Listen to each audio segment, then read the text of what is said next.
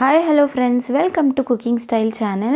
இந்த வீடியோல ரொம்பவே சூப்பரான ரெசிபி, அதாவது ரேஷ்மி சிக்கன் மசாலா ரெஸ்டாரன்ட் ஸ்டைல்ல நம்ம வீட்லயே ரொம்பவே குயிக்காவும் ரொம்ப சிம்பிளான இன்கிரிடியன்ட்ஸ் வீட்லயே அவைலபிளா இருக்கக்கூடிய பொருட்களை வச்சு நம்ம எப்படி செய்யறதுன்னு பார்க்கலாம். ஸோ இந்த சிம்பிளான ஈஸியான மெத்தடை நீங்களும் கண்டிப்பாக வீட்டில் ட்ரை பண்ணி பார்த்துட்டு எப்படி வந்துச்சுன்னு என்னோட கமெண்ட்டில் ஷேர் பண்ணுங்கள். இப்போ இதுக்கு தேவையான பொருட்கள் என்னன்னு பார்க்கலாம். நான் வந்து ஒரு 500 கிராம் சிக்கன் எடுத்திருக்கேன். இது வந்து தை போர்ஷனாக பார்த்து எடுத்திருக்கேன். 2 மீடியம் சைஸ் வெங்காயத்தை நறுக்கி வச்சுருக்கேன். 2 பச்சை மிளகாவே குட்டி குட்டி தான் நறுக்கி வச்சுருக்கேன். இஞ்சி பூண்டு பேஸ்ட்டு 1 டேபிள் ஸ்பூன், கஸ்தூரி மேத்தி 1 டீஸ்பூன், தனியா கொத்தமல்லி வந்து ஒரு 2 டேபிள் ஸ்பூன் எடுத்திருக்கேன். மஞ்சள் தூள் 1/2 டீஸ்பூன், மிளகாய் தூள் 2 டீஸ்பூன், தனியாத்தூள் 1 டீஸ்பூன், கரம் மசாலா 1 டீஸ்பூன், கட்டியான தயிர் எடுத்திருக்கேன் 2 table spoon, fresh cream 2 table spoon, lemon juice 1 table spoon எடுத்திருக்கேன், நெய் ஒரு 2 டேபிள் ஸ்பூன் எடுத்திருக்கேன், தேவையான அளவுக்கு எண்ணெய், தேவையான அளவுக்கு உப்பு, முந்திரி ஒரு 5 முந்திரி எடுத்திருக்கேன், ஒரு கறி துண்டு எடுத்திருக்கேன் ஸ்மோக்கிங் எஃபெக்ட்டுக்காக, பார்பிக்யூ எஃபெக்ட் வர்றதுக்காக இதை எடுத்திருக்கேன், ஒரு 1/2 இன்ச்சு பட்டை, 4 லவங்கம், 2 ஏலக்காய், ஒரு பலவு இலை. இதெல்லாம் எடுத்து நோட் பண்ணியிருந்துக்கப்புறமா நம்ம ஒரு கடாய் எடுத்து ஸ்டவ் மேலே வச்சு ஸ்டவ் ஆன் பண்ணிவிட்டு எண்ணெய் சேர்த்துடலாம். எண்ணெய் காஞ்சதும் நம்ம எடுத்து வச்சுருக்கிற வெங்காயத்தையும் சேர்த்துடலாம். வெங்காயத்தை ஒரு 5லேருந்து 8 நிமிஷம் நல்லா மீடியம் ஃப்ளேம்லேயே வதக்கிக்கணும். அது கூடவே நம்ம முந்திரியும் சேர்த்து வதக்கிக்கணும். இப்போ ஒரு 5லேருந்து 8 நிமிஷம் இது நல்லா வதங்கி கலர் மாற ஆரம்பிச்சதும் ஸ்டவ் ஆஃப் பண்ணிவிட்டு ஆற விட்டு இதை நம்ம ஒரு மிக்சர் ஜாருக்கு மாற்றிக்கலாம். மிக்சர் ஜாருக்கு மாற்றினதும் இதை நல்லா ஸ்மூத் பேஸ்ட்டாக கிரைண்ட் பண்ணி எடுத்துக்கணும். இதை அரைக்கிறதுக்கு தேவையான அளவுக்கு தண்ணியை சேர்த்துட்டு மூடி போட்டு மூடி நான் ஸ்மூத் பேஸ்ட்டாக கிரைண்ட் பண்ணி எடுத்துக்கினேன் இது போல். இப்போ இது ஒரு பக்கம் இருக்கட்டும். நம்ம ஏற்கனவே வாஷ் பண்ணி வச்சுருக்கிற சிக்கனில் 1/2 டீஸ்பூன் மஞ்சள் தூள், 2 டீஸ்பூன் மிளகாய்த்தூள், 1 டீஸ்பூன் தனியாத்தூள், இஞ்சி பூண்டு பேஸ்ட் 1 டேபிள் ஸ்பூன், பச்சை மிளகாய் 2, தயிர் 2 table spoon, fresh cream 2 table spoon, நம்ம அரைச்சி வச்சுருக்கிற வெங்காய பேஸ்ட்டையும் சேர்த்துக்கலாம்.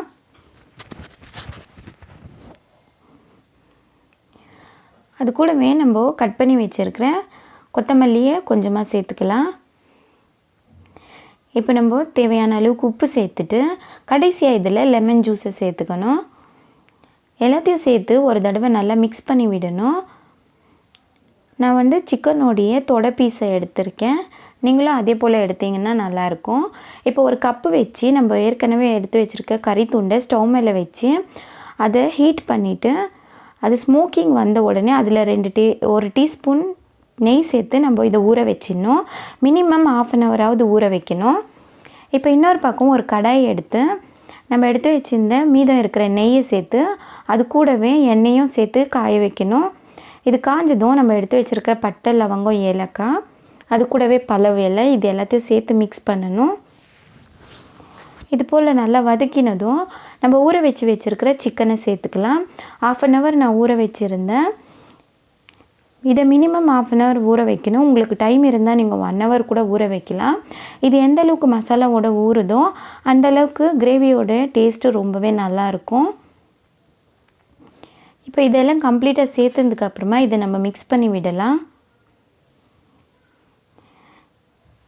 இப்போ இது போல் மிக்ஸ் பண்ணதும் சிக்கன் எல்லாம் கம்ப்ளீட்டாக எண்ணெயோட மிக்ஸ் ஆனதும் நம்ம ஒரு 1/2 கப்பு தண்ணியை சேர்த்துக்கிறேன். இப்போ இது வேகிறதுக்காக மூடி போட்டு மூடி ஒரு 10 நிமிஷம் இதை வேக விடணும்.